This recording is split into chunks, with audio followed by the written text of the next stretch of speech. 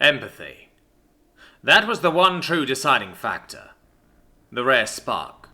The great filter that prevented a race from rising from their cradle and joining us amongst the stars. To join the collective. There were exceptions, of course.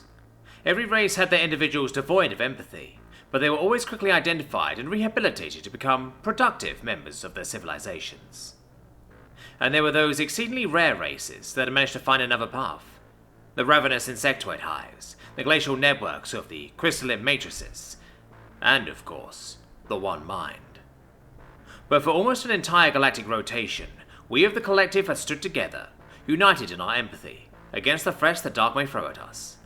Ravaged, bleeding, but always together, and together we would rebuild and wait for the next predator to come sniffing after us. But before you believe the galaxy holds only darkness and fear, rest assured there is always hope, always joy. Civilizations may fall, races may disappear into the dust of history, or fall to the horrors of the void, but there are always new lights rising to join our beacon of empathy.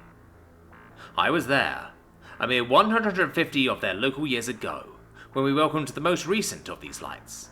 And while their civilization was young, their very species barely as old as myself, their light already blazed brighter than I have ever seen before. A passionate, enthusiastic people that embraced us joyously, without prejudice. They threw themselves with vigor at understanding the gifts we had brought them. Faster than any species the collective had encountered before or since, they grasped the workings of the universe and began their journey to their rightful place beside us.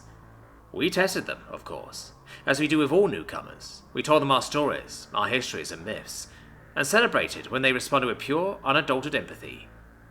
We welcomed them as kin. Unfortunately, we were not the only ones drawn by their light.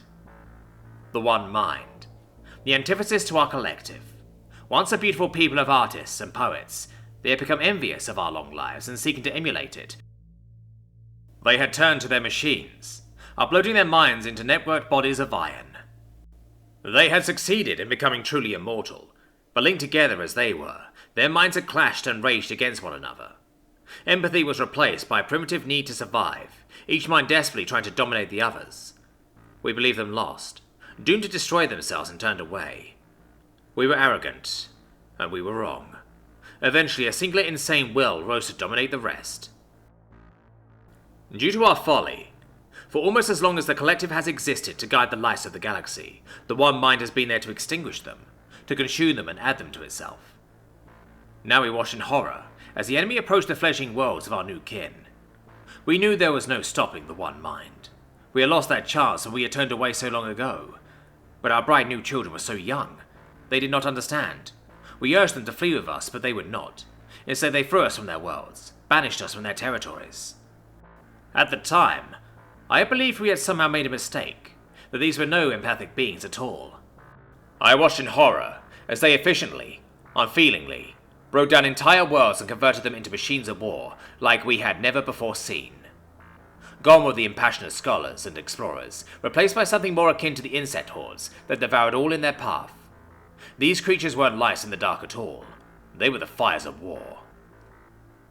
I am ashamed to admit it now, but I was too far away, racing for my own safety, to witness the titanic clash of these two heartless creatures. But I felt it.